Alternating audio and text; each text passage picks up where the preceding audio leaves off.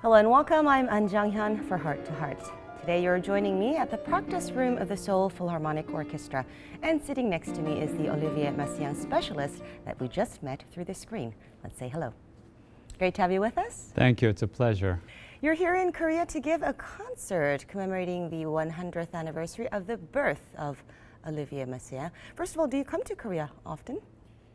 Fairly often, I think. The last time I was here was 2006, and that was for the occasion of the Korea-France Historical Association. So there were some concerts that I gave for that. See. And this time around, it's a concert dedicated to Messiaen.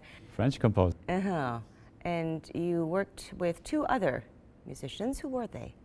Yes, one of the best-known conductors of Messiaen's music is myung-whun, and he has a illustrious history and accomplishments in this field, and also the performer on the electronic instrument Onde Martineau is the Japanese artist Takashi Harada, and he as well is noted for his performances of Messiaen's music.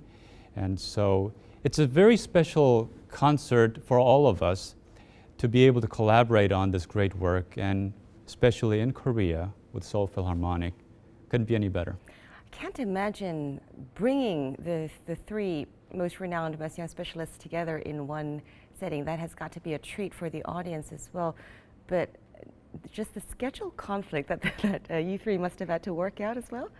Yes, it's a dream opportunity for us artists, and for I guess for the audience as well, to see all three of us in one spot.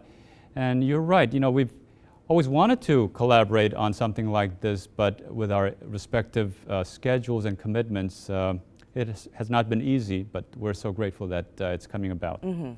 So at this concert, you performed the Turangalîla-Symphonie by Messiaen.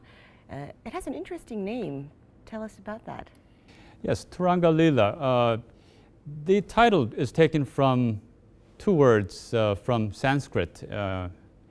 And Turanga has, well, these are general translations. I don't know how accurate they are. I'm not a linguist, but Turanga is about movement.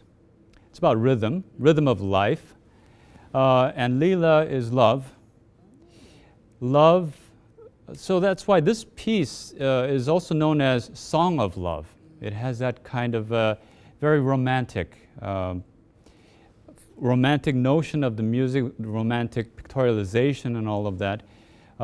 It's music on a grand scale, very beautiful, very powerful. For some people who have never heard this piece before, when they first hear it, as I did about 30 years ago, the experience is like a total shock to the system, from top of your head all the way down to your toes. It just grabs hold of you, and the experience is just so overwhelming that for a long time you are sort of not yourself almost. It's that kind of a powerful piece that will really grab hold of you. I hear that it's also a piece where the piano plays a very big role. Indeed. This piece is composed of 10 movements, and so it's about close to about an hour and a half. I would say an hour and a quarter to 20 minutes or so. And the piano has very prominent part throughout. So one can understand this piece as being almost a piano concerto. There are many cadenzas, which is quite difficult for the pianist to play, but also the way the piano is written, it's more than just a melodic instrument. It's oftentimes used as a percussive instrument. So when I play this work, at times I play with graceful gestures and all that, but other times it's like I'm attacking the keyboard with perhaps mallets or other instruments, but they being the 10 fingers. So it has very varied touches within this piece that the piano must come up with. Interesting. Must be physically demanding for an artist to have to play an instrument for that long as well, especially in a concert setting. Yes, just performance during concert is that long, as I told you, about an hour and a quarter or 20 minutes. But in practice, in our rehearsals, for example, we go for many, many hours straight through. And this is music that's very demanding physically, intellectually, and to pour out our emotions on it. To train for that kind of thing, I don't know how you could really train, but the way I would train for something like this is to, as an athlete would, and that is maybe go beyond manyfold what you would actually need for the performance. So I would have that little bit of reserve in which I could handle all of the pressures. So it's not unusual that I practice for about 10 hours a day. I don't have that kind of luxury of time that I could do this for on a regular basis. And I'm also a university professor, so I have my commitments in that area with students and teaching and lecturing. But you know, when commitment is this big, you have to come up with some ways to prepare for it. Right. Well, this thick volume of book that we have in front of us, that's just one symphony, so I can imagine how demanding it must be, both physically and mentally. Let's get to know a little bit more about Messiaen. He is known as a composer that opened a new era in contemporary music. Would you like to elaborate a little bit? Well, he is a composer quite unlike any other composer. I guess you can make that kind of claim for other composers as well. Let's be fair about that. But Messiaen is a composer that certainly during 20th century is considered among the most important figures. Coming after, let's say, I'm not sure whether after or before, I would just put him in the same class as Stravinsky, Arnold Schoenberg, Debussy, and Bartók. These figures, they were crucial in breaking ground for the 20th century music and beyond, and Messiaen certainly was that composer. But beyond just the chronological boundary of the 20th century, his music is really timeless. At times his music sounds like music that came from the Middle Ages. And he certainly incorporates sounds and theories, other influences from both the past and from other cultures other than Western culture.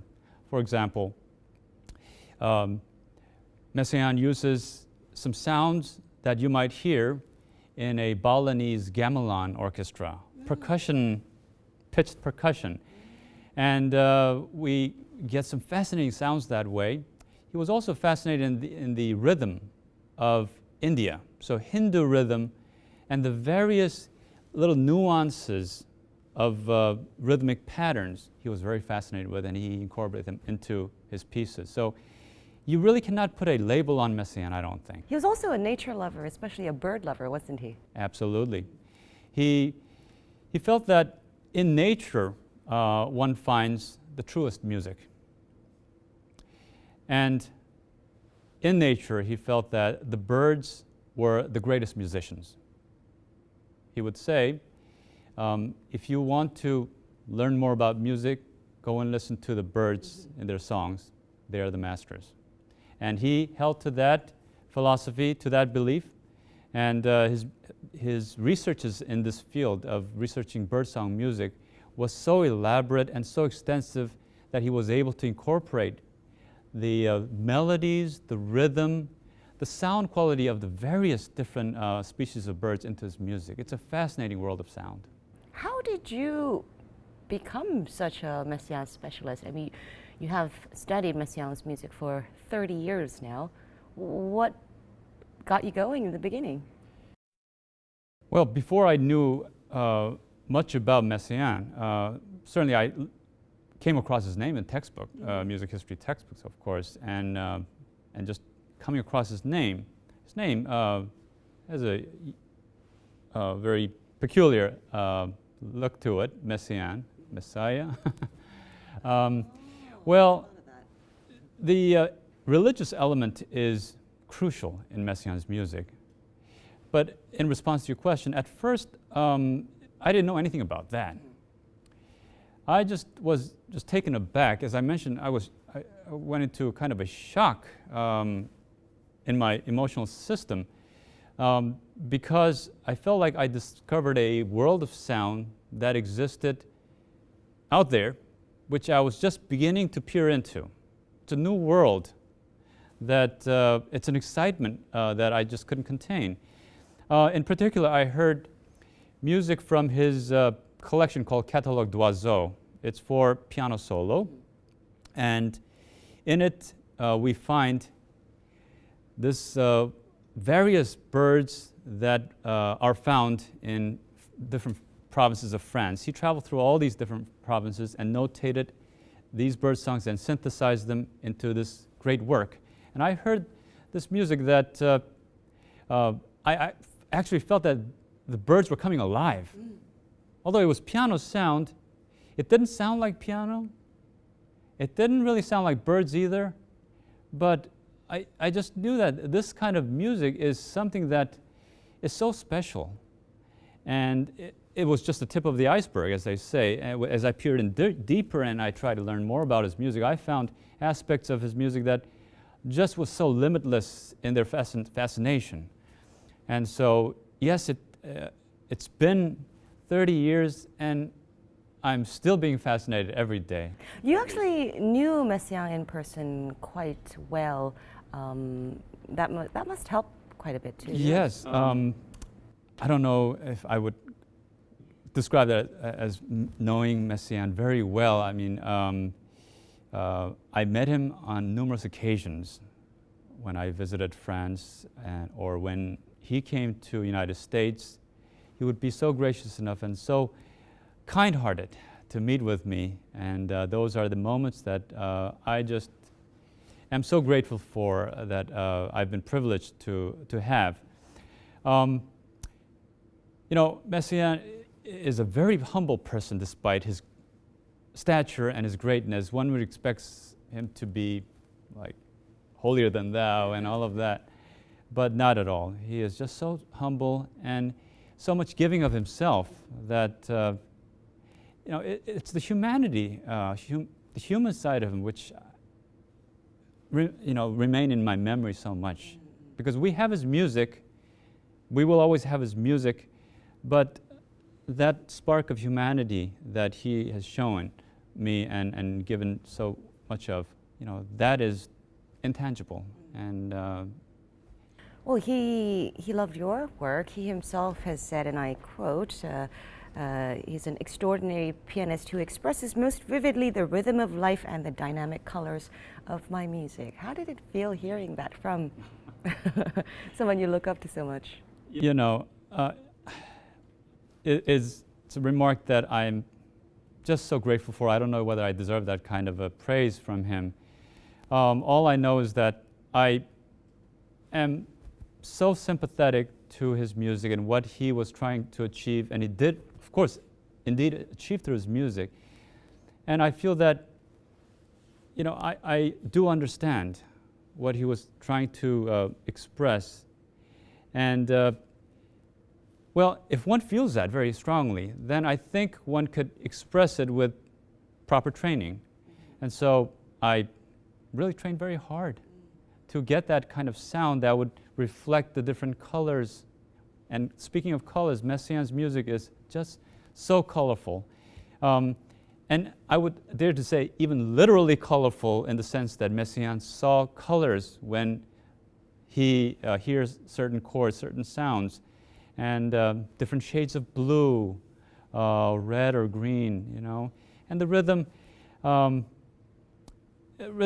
you know, you really have to feel it, and it has to be part of your system. And I'm just so grateful that he gave me that kind of praise, and I couldn't have expected anything like that, but it's just so overwhelming. I can, just sitting next to you, I can feel the respect and love you had for Messiaen.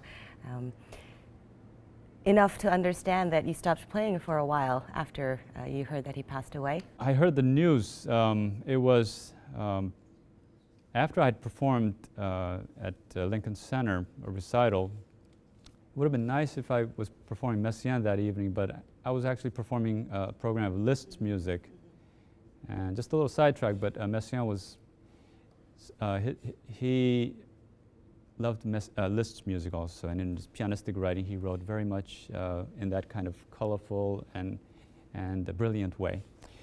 But when I heard the passing of Messiaen, yes, you're right, I was quite depressed because I felt that a light of inspiration for me had expired. And so, although he was no longer living, you know, I made a resolve to also do my part to perhaps contribute to his ongoing legacy. And at that time, I resolved to record his complete piano works, which I'm happy to say that I have completed about a couple of years ago, 7 CDs. It's about 9 hours of piano music, some of the most difficult but glorious and beautiful music. So, you know, his passing was very sad, but it was a new beginning for me, a different chapter after. Well, everyone in your family is a musician. Your wife is a soprano. Your 2 sons are both pianists. Especially the older one, he's shaping up to be something like a Messiaen specialist as well, isn't he? Yes, ever since he was 9 years old, he started performing Messiaen with me. And that's unheard of, a 9-year-old playing Messiaen. He performed 2 piano work with me, and he also does play other solo works of his. As part of the Messiaen recording, my son Matthew recorded that 2 piano work, Vision de la Main, with me. When he was only 15. He was just 15 at the time of the recording. So I'm thinking back when I was 15, what was I doing? I wasn't doing much. But you know, Matthew, my oldest, whom we're talking about, he knows Turangalîla-Symphonie also very well. And he said, "Dad, for this concert, maybe I should accompany you. Maybe I should go along with you. You know, God forbid if something happens and you're not able to perform that evening, I have to step in, I have to be the understudy." So he knows that work very well. Is he here? No, he couldn't make the trip with us. But, well, he's very quick learning music. Is he into Messiaen's music as much as you are? Yes, I think so. He knows quite a lot about his music because he observes things that I do, that I'm engrossed with and I study. And so naturally, you know, he picks up on many things, and I sometimes lean on him for advice, as I do with all my other family members, my wife, and our youngest son James as well. They all contribute to help me. You actually have the world's first piano trio consisting of father and sons. Paul Kim and Sons Piano Trio. Some people say that sounds like a law firm, Paul Kim and Sons. But yeah, trio of pianists is, you really don't hear. It is rare. Title, yeah. And it's joy to perform with my sons because, you know, we go through all the difficulties, the pains, and we have the joys. And to go through all of that, what's better than to go through it with music, we feel. You know, we share ourselves in such a significant way. So it's very special. Well, the Messiaen concert here is over, but we do have the recordings of the Beethoven's 9 symphonies for piano, which you are in the midst of recording, so we'll look forward to that. In the meantime, we can't let you go without having you play a little bit of Messiaen for us. So may I ask you what you're going to play? I'd like to play then a selection from his magnum opus for piano, which is the Vingt Regards sur l'enfant Jésus, 20 regards upon child Jesus. And this is piece number 11 called Première Communion de la Vierge. Okay, so as we listen to that, we'll say goodbye to you. We do hope to see you in Korea sometime soon. Thank you. So we leave you now with Paul Kim playing Messiaen's music. I'll see you again next time.